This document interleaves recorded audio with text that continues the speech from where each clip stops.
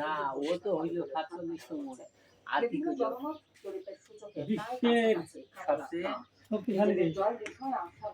তুমি কোন কাজ আমার তা আমি খাবো ওর কাছে করবো কেন তা করবো তোমার কাছে সত্য তোমার ম্যাডাম খাইতে নেই না তোমার কাছে সত্য তোমার আমার না যাচ্ছে কেন আগামীর মাটি সেদিকে চোখ সারা বিশ্বের।